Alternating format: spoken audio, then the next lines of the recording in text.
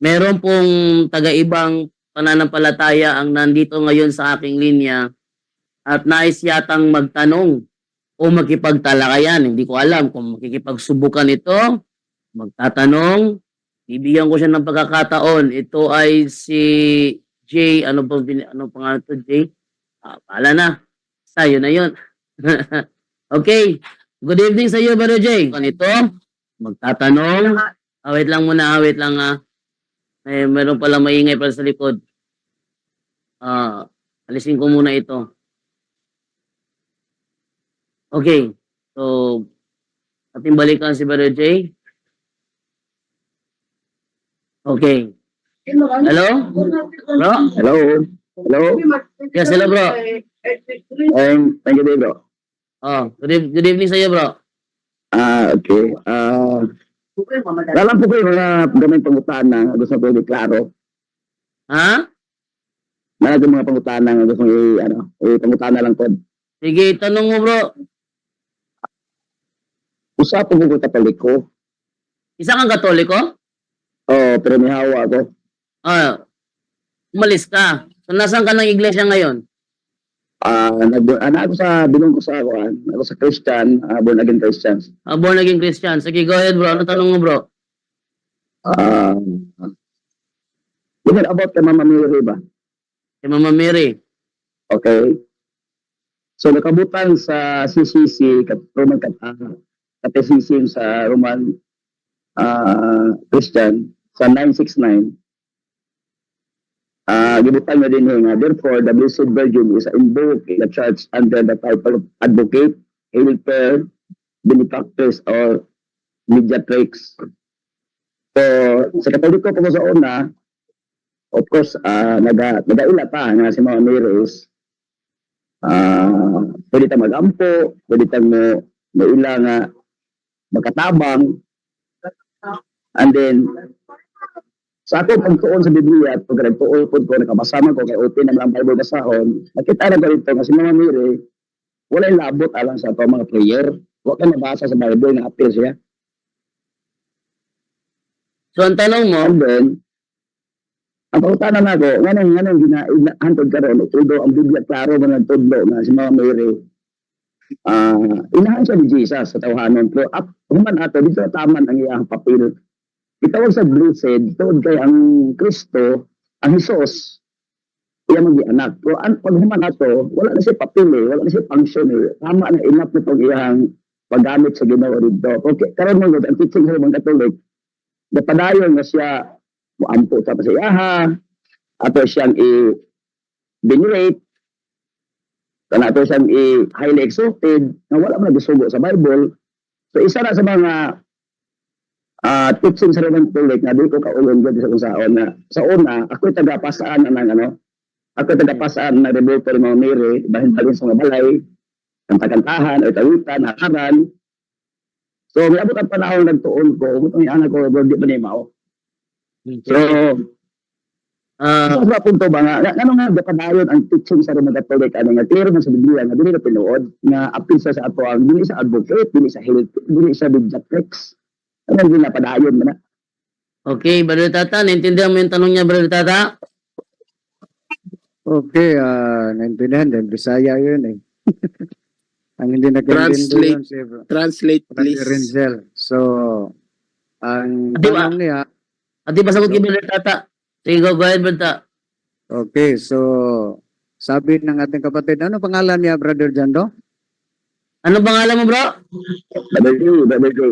Brother Jay? Mini. Yun. Yun na yun. Okay, so, sabi niya, bakit tawagan, nagdasal tayo ni Mama Mary, hindi, wala nalabot sa Biblia, hindi yun kasilent sa Biblia. So, unang-una, brother, siguro, Katoliko pa kayo, hindi kayo nag-aral sa ating doktrina bilang Katoliko. Yun ang dahilan, hindi mo na intindihan yung salitang mediatrix, ha? At saka, nandiyan nakasa born again, Bible alone, pero walang mabasa dyan sa Biblia na sabi mo sa Bisaya, well, may labot sa Biblia si Mama Mary nga magkampo. Nading mabasa sa Biblia na. Mayroon bang mabasa sa Biblia? Wala naman. sariling unawa niyo sa inyo, brother. So, kung tingnan natin, sabi mo, hanggang totoo nga si Mama Mary ay ina ng pagkatao ni Mama Mary. Pero ang tanong, brother, sa panahon na iminalita ng anghel, hindi na lang tayo sa hula. Yung Lucas 1:26 hanggang 35 na ang ibinaglihi ni Mama Mary ay ang pinaglihi sa Espiritu Santo. Yung Espiritu Santo na ipinaglihi ni Mama Mary, Diyos yun ba o hindi? Brother. Ang pinaglihan ng mga Mary, Diyos ba o hindi? Ah, O Diyos yun. Okay. Anak ng Diyos yun. okay. So, Sa panahon na si ang Panginoong Hesus nandyan sa sinapupunan ni Mama Mary, si Jesus, Diyos pa pare sa iyo, hindi?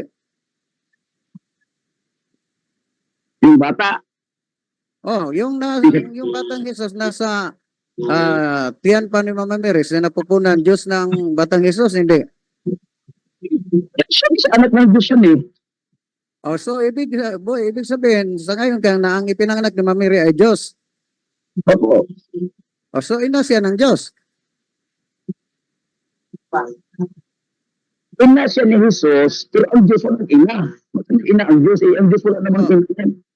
Si Jesus, kasi si Jesus, naging tao, kaya naging ina siya, naging tao, pero hindi, walang ina ang Diyos. Okay, sige ha. Yan na lang ha. Sa di Bakit ko hindi na logic sa na, logic kasi na hindi tama. okay. So, ang ipinanganak ni Mama Mary, dual nature tao lang o dual nature o isang nature lang? Kasi sabihin dual kasi ang Jesus, kung magbasa ka sa Biblia, ganito. Okay, basahin natin ha, Hebrews chapter 10 verse 5. Basahin natin sa Tagalog o sa Bisaya. Yung basahin nyo dyan, kung may Bible kayo, tingnan natin, o para maunawaan natin. Okay, pakitingin sa Biblia. Ano, sandali lang. Sino magbasa? Kayo ang magbasa? Pwede yung basahin nyo sa Bisaya para malaman natin kung Ayan na lang. Huwag na lang, brother, ha? Basta, sangayon na po kayo para hindi tayo matagalan. Pag sabi ni Mama Mary sa Lucas 1:48, ang lahat ng tao, ang lahat ng salinlahi ay tatawag sa kanya ng mapalad. So, ang tanong, salinlahi po ba kayo ni Mama Mary o hindi? ang sinabi dito is lahat ay si Mama Basta sa said kasi ipinanganak niya ang Kristo, ang Jesus. Pero hindi ibig sabihin na i-highly exalted si Mama Mary kasi ang kanyang papel ipinanganak anak ng Diyos, doon lang eh. medyo, kuhan ka, brother. Doon lang yung papel niya. Sandali lang, brother, ha? Sandali lang, para Sige. ay, Ipanawa ko lang, balik ako ng Katoliko kung unawaan ko. sandali lang, kay medyo, ano ka, cutting out po kayo. So, ang tanong ko ba, sa Lucas 1:48, ang lahat ng salinlahi sa kanya ay ang salinlahi ng Mama Mary ay tatawag sa kanya ng mapalad. Ang tanong, salinlahi ba kayo ni Mama Mary o hindi? Kasi tatawag din ako ng Mary na blessed. Tatawag ako na blessed. Pwede highly exalted. Kasi ang highly exalted, si Jesus lang. Diyos lang ang pwede mong i-highly exalted. So yan So, ang highly exalted. sandali lang. So, ibig sabihin, tatawag kayo ng mapalad ni Mama Mary. Blessed, yes, blessed. Kasi ginamit siya ng Diyos na ipanganak ang anak ng Diyos, ang Kristo. So, So, ibig sabihin, highly exalted mo si Mama Mary. Kasi ang highly exalted mo, Diyos lang. Ang tanong ko, Diyos ba si Mama Mary? Highly exalted mo. sandali lang, brother. Wala naman kami turo na si Mama Mary ay Diyos. Sarili ang unawa lang ninyo. Bakit nagkaroon ng highly exalted? Bakit ka nagkaroon ng highly exalted? Bibi Mary, bakit ganun? Sandali lang. Anong role yung highly exalted? Kasi ang mga katuwiran sa Katolik, kailangan Sandali lang, brother. i-election daw yun. Yun, sandali lang, brother. Yun ang problema ninyo. Sa Katoliko pa kayo, hindi kayo nakaunawa sa doktrina namin bilang sa dogma ni Mama Mary, Mariology. Pagdating mo sa born again, kayo na ang kayo na ang Bro Ta. Yes, Bro Jando, pwede mo bang basahin ang Luke 1:38, Bro Jando? May itatanong tayo sa kanya, bro. Ano yan, bro? Ano yan, bro? Luke 1:38. Luke 1:38. O sa ang Biblia version. Basahin mo nga. Teka muna ha. Ano yung ko muna ha? Luke 1:38. Oo. 1:38 sa Lucas. ang Biblia version. Oo. Okay, tingnan ko dito sa 1:38 sa ang Biblia version. Ito? Oo, sige, basahin. Ay, teka. Teka bro, teka. Ito. Ang sabi dito ganito. At sinabi ni Maria, narito, ang alipin ng Panginoon. Mangyari sa akin ang ayon sa iyong salita, at iniwan siya ng anghel. Tanong ko sa iyo, kapatid, sinong Panginoon itong sinasabi dito, bro? Diyos o hindi Diyos? Yung ama, yung amang Diyos. Ha? Kasi ang kausap niya dito, anghel eh. Hindi, ang tanong ko, hindi ko nagtanong kung sinong ama o anong persona ng Diyos. Yung Panginoon dyan, Diyos yan o hindi Diyos? Ha? Diyos yung sinasabing Panginoon dyan. Oo. Okay. Basahin mo nga yung 43, Bro Jando. 43. Ito naman tayo sa 43 naman. Sabi naman ganito. 43. Ito. At ano't nangyari sa akin na ang ina ng aking Panginoon ay pumarito sa akin. Sino yung sinasabing ina ng Panginoon? Diyos hindi. At ano't nangyari sa akin na ang ina ng aking Panginoon ay pumarito sa akin. O sino yung Panginoon dyan? Diyos hindi. Kaya nawain ko ang context sa Okay bro, contextual tayo bro. Lucas 4 na yan, Lucas. Kanina, inamin mo na yung Panginoon Diyos. Ngayon, nahihirapan ka ng aminin Diyos yan. Ang sabi mo kanina bro, Sabi ko, ano na din yan? Ang tinukote sa ni Maria, wait lang muna. Diyos na Ama. Brother Jay, wait lang muna. Brother Jay. Panginoon, ang Ama yun. Brother Jay, wait lang muna. Wait lang muna. Wait lang muna. Sino ako upang Teka, bro. Wait lang. Nangyari sa akin na ang ina ng aking Panginoon ay pumarito sa akin. O, kaya Panginoon dyan, Diyos yan o hindi? Wait lang muna. Bro, ito sinasabi to na Panginoon na may ina. Itong Panginoon dito na may ina. Diyos ba yan o hindi? Yan ang tanong. Sino ako upang dalawin ng ina ng aking Panginoon? Yung Panginoon dyan, may ina. Tinatanggap mo ba bro, contextually bro, dyan sa talatang yan, ang Panginoon may ina, yes or no? Ha? Kanina bro, kapatid na Bro Jay, kanina, kabilis mong sinagot nung tinanong kita sa Lucas 1:38 kung ano yung Panginoon diyon, Diyos o hindi. Sabi mo Diyos, sinagot mo agad Diyos. Pero pagdating sa 43, ina ng aking Panginoon, hindi mo na masagot kung yung Panginoon diyan, Diyos ba o hindi. Diyos yan o hindi.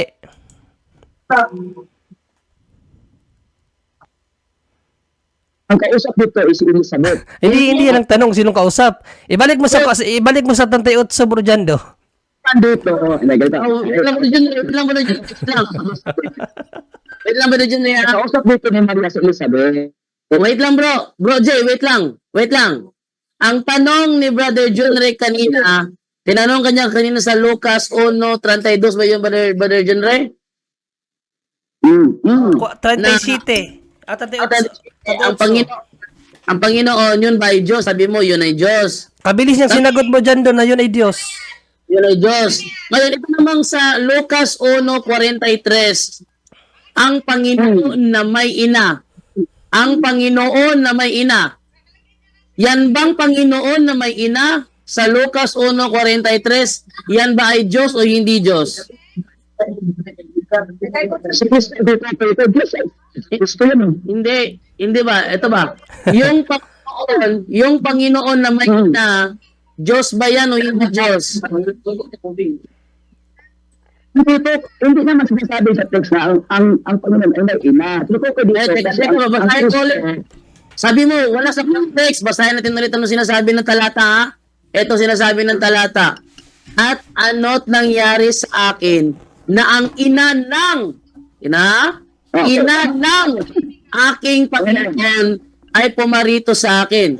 Tinatanggap mo ba, bro, pinabasa ni Brother John Ray, si Elizabeth dinalaw ng ina ng kanyang Panginoon? Yes or no? Dumalaw si Maria Elizabeth. Hindi, tanong. Tinatanggap mo ba na ayon sa talata, dinalaw si Elizabeth ng ina ng kanyang Panginoon? Tama. Ayun. Tinatanggap mo rin, bro, sa talatang ito, ang Panginoon ay ina. Pag tinanong mo sa akin, ang Panginoon ay may ina, sino Panginoon dito? Si Jesus. Ito na nga, ina ng aking Panginoon. Hindi ba? Ang Kristo is anak ng Diyos. Hindi yan tanong, bro. Lumili ko, umiiwas. Pero gumamit ka ng logic na gusto mo akong Umiiwas ka, bro. Umiiwas ka, bro. Ang sabi ni Elizabeth. Ang tanong mo kasi, Bro Jando. Alam mo kapatid, ako, nakikinig lang muna ako ganina, no? Nagpa-practice ako dito, pero medyo maganda yung, napasubo ako. Kaya, pinabasa ko nga kaganina yung Lucas 1:37, no? Na basahin mo nga ulit yung Lucas 1:37, bro, kasi kabilis niyang sinagot eh. Basahin mo, bro. 1:37. Hindi ba yun, 32? 37. 37? 37, 38. Basahin mo. Oo. 38, bro. 38. Oh, 38. Sige, sinabi sa 38, ganitong pagkakasabi. At sinabi ni Maria, narito ang alipin ng Panginoon. Mangyari sa akin ang ayon sa iyong salita, at iniwan siya ng anghel. Yan. Diyan, bro, yung Panginoon, tinanong kita kung yan ba ay Diyos. Walang alinlangan, sinagot mo agad na Diyos yan eh, di ba? Ulitin ko yung tanong sa'yo. Yung Panginoon dyan, bro, Diyos o hindi Diyos? pwede ba ako magtanong? Hindi, bro. For clarification tayo ngayon. Sa clarification point tayo. Sagutin ito. Pero isang tanong lang para manawaan natin itong dalawang sumisipo dito. Bro, kami ang humihingi ng clarification mula sa iyo para makita namin kung paano ka magbasa ng Biblia. Okay? Hindi. Bro, ba't kanina kabilis mong sinagot na yan ay Diyos? Ngayon, parang ayaw mo lang sagutin. Kanina, sumagot ka kaagad, Diyos yan eh. Tapos sa 43, kasi ang context, bro, ganun din ang context. Pag yung Panginoon na yun, Diyos din yun. Kaya nga tinanong kita muna, no? Nagpakagat ka kasi sa paing. Nahirapan ka tuloy. Wait lang muna. Pakaruhin ko lang muna, Brother Jay, ha? Itong Panginoon na nasa Lucas 1:38, Diyos ba ito, Bro Jay? Wala ba kayo ng Trinity? Ang tanong ko ba, wala ba kayo ng Trinity? Ay, bro, wag ka muna lumiko sa Trinity, bro, dahil hindi naman natin topic ang Trinity ngayon. Ang topic natin ngayon, sabi mo kasi kanina, hindi pwede na si Santa Maria ina ng Diyos. Yan ang sabi mo kanina, ha? Hindi pwede na Santa Maria ina ng Diyos. So, tinatanong ka ni Brother John Ray sa Lucas 1:38, Lucas 1:38, yan bang Panginoon na nakalagay dyan, yan ba ay Diyos o hindi Diyos?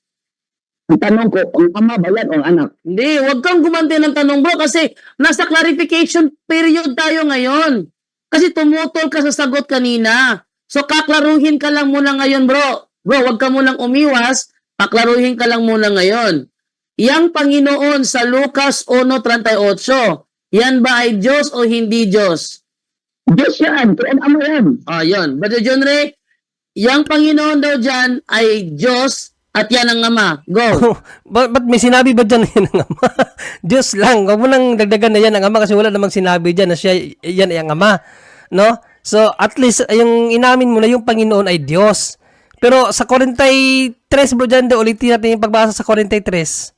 Sige, ating balikan ng 43 naman. Brother Jay. Kasi hindi Ito- naman ibang Panginoon yan eh. Parehas lang eh. Ito naman sabi dito, bro. At ano't nangyari sa akin na ang ina ng aking Panginoon ay pumarito sa akin. Yan. Yang Panginoon dyan, parehas lang ng context dyan sa doon sa 38. So, sinong Panginoon yan? Diyos o hindi Diyos?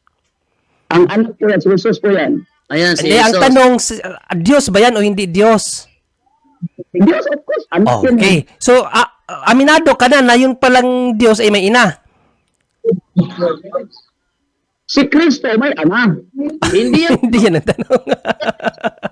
hindi tanong kung meron ba siyang ama. Hindi tanong, bro, kung meron ba siyang ama. Ang tanong, tinatanggap mo ba na si Kristo na Diyos, ayon sa talata, may ina? Yes or no? Sa isang Hindi. Wag ka na magpaliwanag, bro. Kasi ang tanong lang naman simple. Di ba? Yung Panginoon ba Diyos? Sabi mo, yes, Diyos. So, aminado ka na ngayon na yung Diyos pala na may ina ayon sa talata. Ina ng Diyos eh. Aminado ka na yung Panginoon Diyos eh. So, ina ng Panginoon. Ibalit natin yung Panginoon sa Diyos kasi sabi mo yung Panginoon yan yung Diyos. So, ina ng Diyos. Aminado ka na yung Diyos may ina. Basahin muna natin ang Hebrew 10.5. Basahin muna natin. Wait lang muna, bro. Bro, lumalayo ka, bro. Ang Hebrew 10.5, hindi yan patunay na si Mama Mary is the mother of God. Ito yung talata nagpapatunay na si Mama Mary ay mother of God. So dito tayo kasi kumontra ka sa sinabi ni Brother Tata na mother of God. Bakit mother ka? Wait lang muna. Pwede lang natin to, ha? Bakit mother of God? Ang sabi dito sa Lucas 1:43, dinalaw si Santa Elizabeth ng ina ng kanyang Panginoon. Ang tanong, sinong ina ang tinutukoy dyan na ina ng Panginoon? Maria. Si Maria. Sino ang tinutukoy dyan na Panginoon na may ina? Si Jesus. Si Si Jesus. Jesus. Yang Panginoon na may ina, Diyos ba yan? Ang Panginoon na may ina, Diyos ba yan? Diyos yan eh. Si Jesus. So tinatanggap mo ngayon sa talatang ito, si Santa Maria ay ina ng Diyos. Yes or no? Hindi nga. Kasi ang ama, Diyos. Teka, wait lang. Labas pasok. Nalaman na ka rito. Kasi ang tanong mo, Hindi ka tinatanong patungkol sa ama. Ulitin ko, ha? Hindi ka tinatanong patungkol sa ama. Ikaw na mismo ang nagsabi, ang Panginoon dito, si Kristo ay Diyos. Sa turo ng Katoliko, si Santa Maria, ina ng Diyos na si Kristo. Walang turo ang Katoliko na si Santa Maria, ina ng Diyos Ama. Walang turong ganyan. Okay? So walang kinalaman. Teka, walang kinalaman. ang tanong mo, Bro, teka, ang tanong mo, kinig ka muna, bro. Hindi ka makakinig, hindi ka nakinig eh. Ulitin ko, ha? Sa Katoliko, bro, walang turo ang Katoliko ni Santa Maria ay ina ng Diyos Ama. Wala kaming turong ganyan. Turo namin, si Santa Maria ay ina ng Diyos na si Kristo. Tanong, tinatanggap mo ba, ayon sa talatang ito, si Santa Maria ay ina ng Diyos na si Kristo? Yes or no?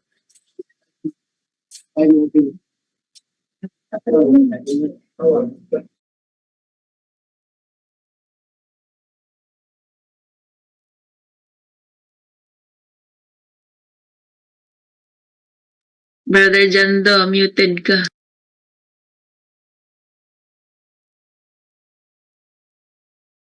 I mean, hindi ka muted pero hindi ka naririnig. Hello. Ito na lang eh. Tapat ko na lang yung microphone sa bibig ko para sigurado marinig ako. Ano? Sige. Okay, ulitin ko ano. Bro. Program. Ano nangyari dito sa ano natin sa live natin? I failed to ano. Ate Edna, nag-change ka ng stream kay Ate Edna? Yes. Ay, kaya pala. So, nag-change siya ng stream key, kaya pala hindi ako teka muna ha. Kaya pala, nag-change ng stream key si Ate Edna. Kaya pala dami nasa na daw yung live sa YouTube. Okay, nag-change ng stream key si Ate Edna. Okay, so continue tayo, Brother Jay ha. Tinatanggap mo ba ayon sa Lucas 1:43 na ang Panginoon dyan na may ina ay Diyos na may ina? Yes or no? Ah, Ba't matagal sumagot? ayaw mo kasi sagutin na ang tinukoy dyan yung anak si Kristo. Yun nga, si Kristo nga. Magkamali ako eh. Pag tinanggap ko yun, magkamali ako kasi may ama, may Diyos eh. Bro. Okay. Brother Jay, wala kaming turo. Brother Jay, wala kaming turo na si Santa Maria ay ina ng Diyos Ama. Wala kaming ganyang turo. Ang aming turo, Santa Maria ay ina ng Diyos na si Kristo. Yan ang aming turo. Sa katayuan sa tao. Sa tao. Yung Panginoon, tao, Panginoon o Diyos? Kasi dual siya eh. Yun nga, dual nga. Tao. Yung Panginoon, bro. Yung term na Panginoon, Diyos yun o tao? Diyos. O Diyos. Sabi sa Lucas 1:43, ina ng aking Panginoon. Sangayon ka dyan, ng Panginoon may ina. Yung Panginoon Kristo talaga eh. Yun Kasi nga. okay na Panginoon Yung Kristo. Panginoon, yung term na Panginoon dyan, bro, Diyos yan o hindi? Diyos. O Diyos. Kung ang Panginoon may ina, tama ba sabihin ko rin na ang Diyos may ina? Sinong Diyos na tinutukoy? Si Kristo o ang Ama? Sino ba tinutukoy dyan? Basta nakupunta sa Ama. Pag sinabi mo ang Diyos may ina, Bakit ka tumatakbo sa bro? eh, Brother Jay, bakit ka tumatakbo sa Ama? Wala naman kaming turo na si Santa Maria ay ina ng Diyos Ama.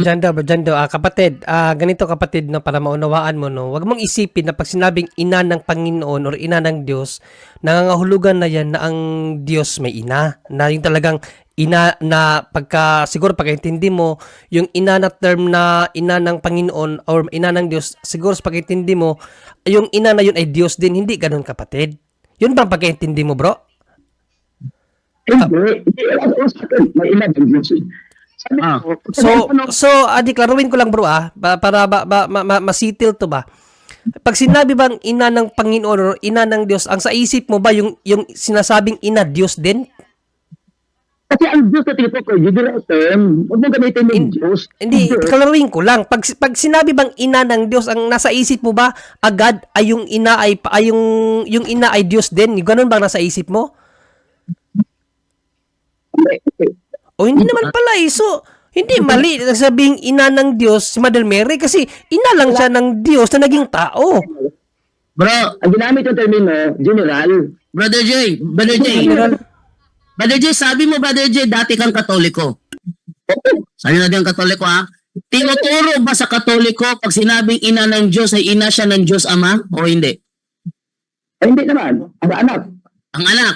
Kaya wag mong idama yung ama ha. Wag mong idama yung ama. Specific tayo sa anak.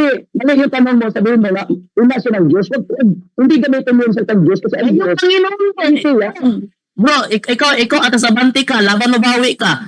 Yung Panginoon na may ina, ayon sa Lucas 1:43, yung Panginoon na may ina, Diyos ba yun o hindi? Panginoon na may ina. Diyos, ano na? Hindi ba? Tinan mo ha. Tinan mo, ililito mo sarili mo ha. Sabi ni Santa Elizabeth, sino ba ako upang dalawin ng ina ng aking Panginoon?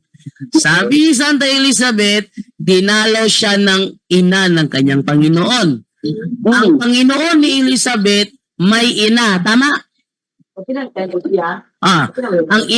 Panginoon ni Elizabeth may ina. Yung Panginoon ni Elizabeth na may ina, Diyos yun o hindi?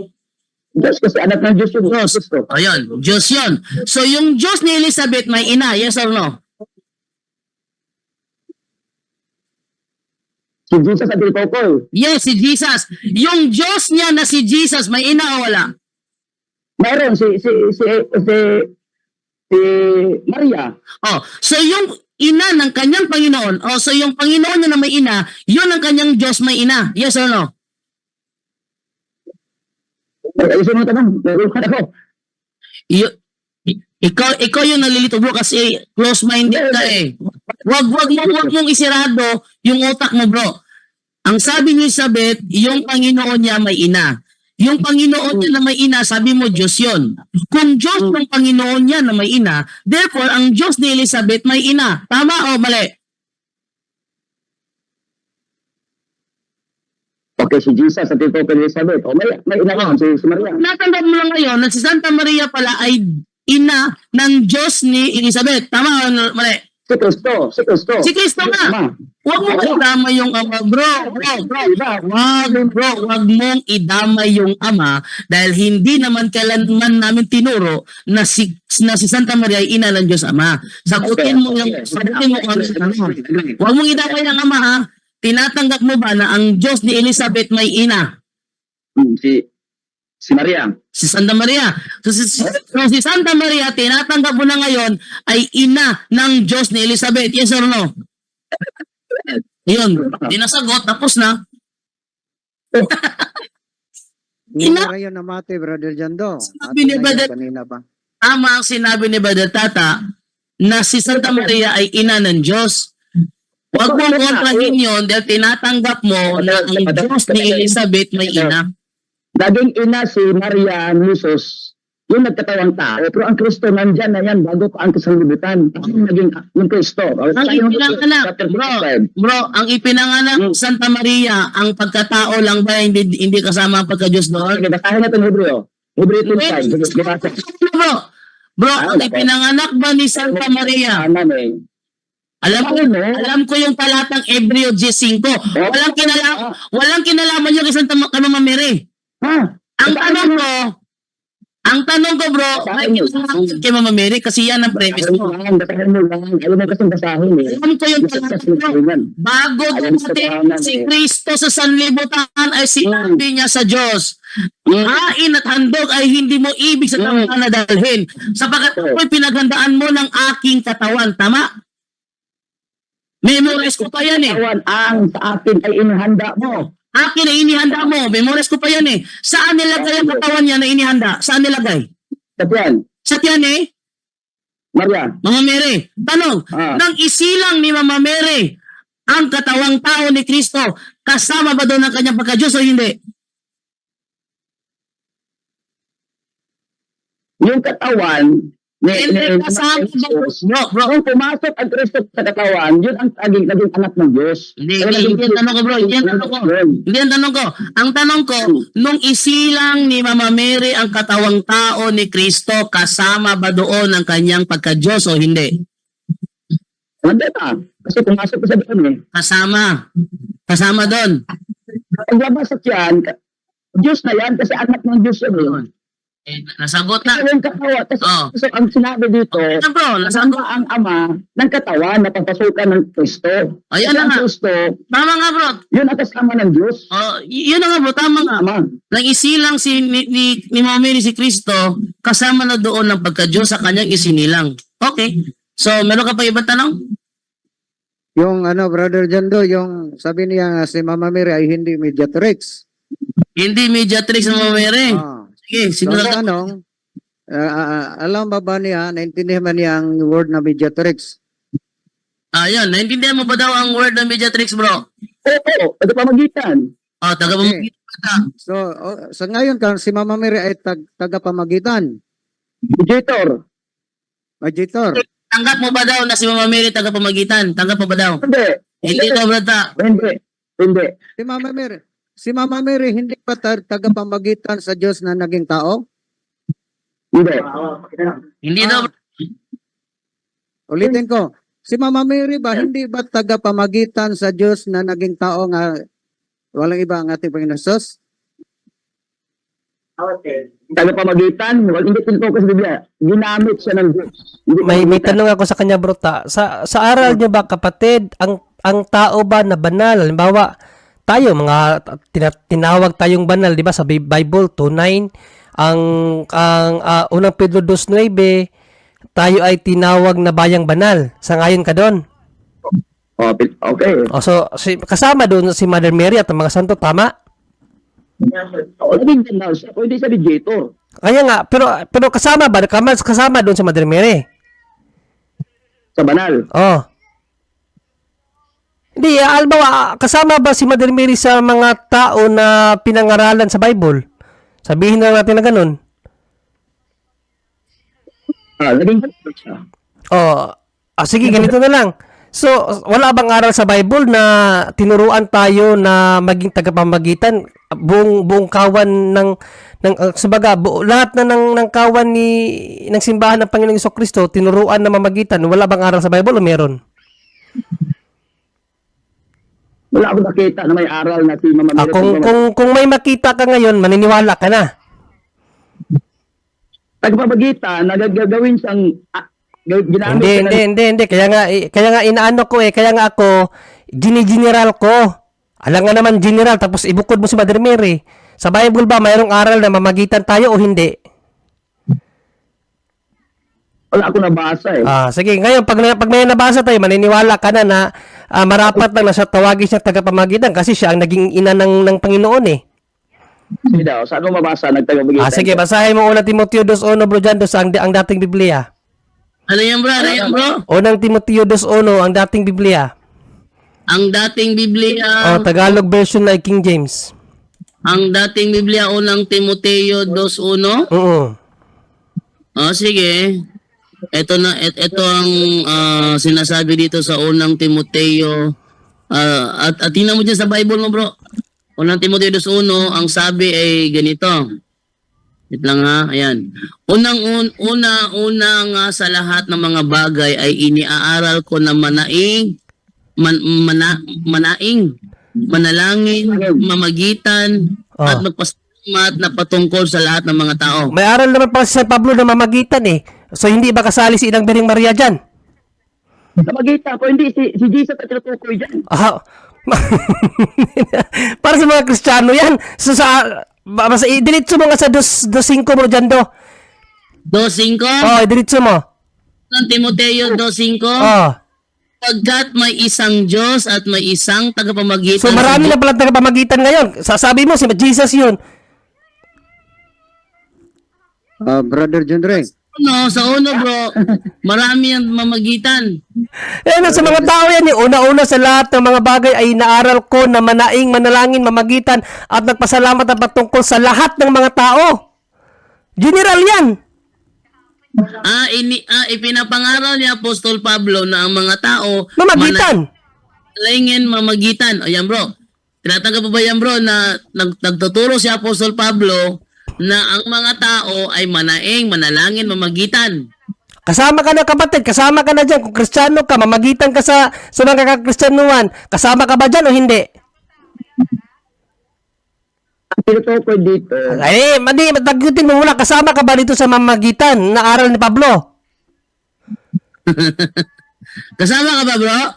Sa sinabihan, sa tinutukoy ni Apostol Pablo na manaing, manalangin, mamagitan? Kasama ka rito, hindi? pwede naman tayo manalangin sa Diyos. Hindi yan ang tanong. Kasama ka ba sa mamamagitan? Ito, Hindi kasi ang Biblia, tinutukoy sa isang... Huwag ka na magpaliwanag. Tinanong ka lang ng simple. Kasi sabi mo, walang aral sa Bible na mamamagitan eh. Ayan kaklaro na dyan mamagitan. So tayong lahat, mamagitan tayo. Tapos, alangan naman, ibukod mo sa Mother Mary. Kung tayo nga pwede mamagitan, si Mother Mary na siya ang naging ina ng Panginoon, siya ang nagluwal sa Panginoon na lumigtas sa'yo, hindi siya tagapamagitan. wait lang muna. Brother John Ray, para klaruhin natin Brother, yung unang Timoteo 2:1 mo, wala bang mababasang mamagitan? Basahin ko na sa Tagalog. Tagalog sige. nga yan. Bisaya kasi tiningnan ko eh. Ate. Yung binasa mo kayo ng Hebreo 5, Tagalog yun, di ba? At isang katawan na sa akin ay inihanda mo, hindi ba? Tagalog yun, ang dating Biblia yun eh. alam ko kung paano magkasabi sa dating Biblia eh. Ito, una sa lahat, ipinakaiusap kong idulog niyo sa Diyos ang inyong mga kahilingan.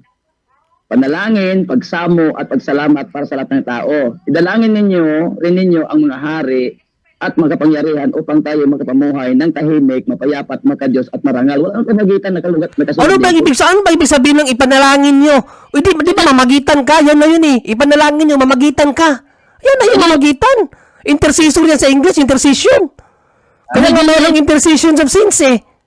Brother Junior, nagpapalusot siya. So, ipakita mo sa kanya ang 2:1 ng unang Timoteo, ang dating Biblia. Tingnan mo sa screen mo. Eto, tinan mo. Ano nga kapahit? Magulo kasi yung arad mo. Nasa screen babasahin ko ha. Nasa screen mo ngayon. Sige, Eto, sige. unang-una sa lahat ng mga bagay ay iniaaral ko na manaing, manalangin, mamagitan. May mamagitan ba o wala?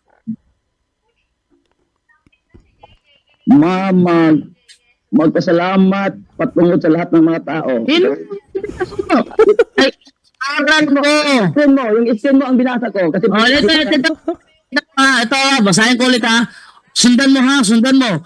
Una-una, nga sa lahat ng mga bagay ay iniaaral ko na manaing, manalangin, mamagitan. Meron bang mamagitan? Gitan. Meron, wala? Meron. Okay. O, ang tanong niya ngayon, sino ang kausap dyan ni Apostol Pablo na sinabihan niya na manaing, manalangin, mamagitan? Ang mga believers. Ayun, mga believers. Mga believers. So si Mother Mary ba believers o hindi? Okay, believers. Oh, so isa siya kasama. So, pwede na pala siya tawaging mamagitan. Pero ito lang klaruhin, Brother John Ray, ha? Sige bro, tata. Ang title na mediatrix refer to Mama Mary. Kung ating basahin ang definition ni St. Irenaeus, ha?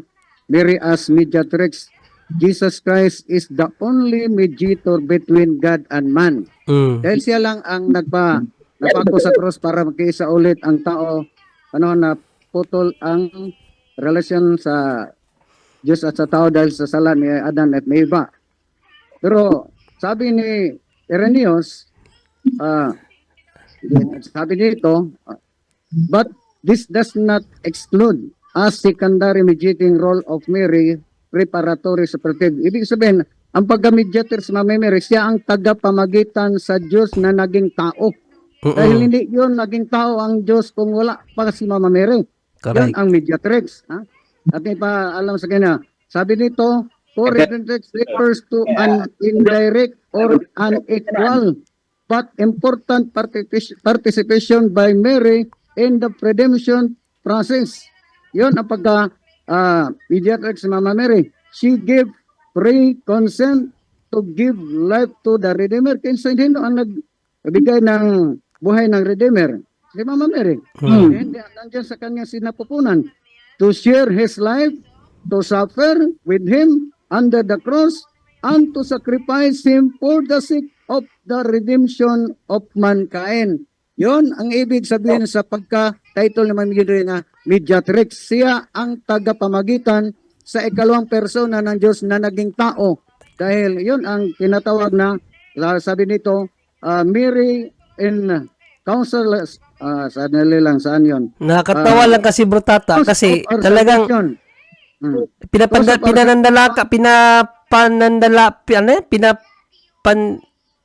pinanandalakan, ano yan? Pinapangalakan. Ha? Pinapangalakan.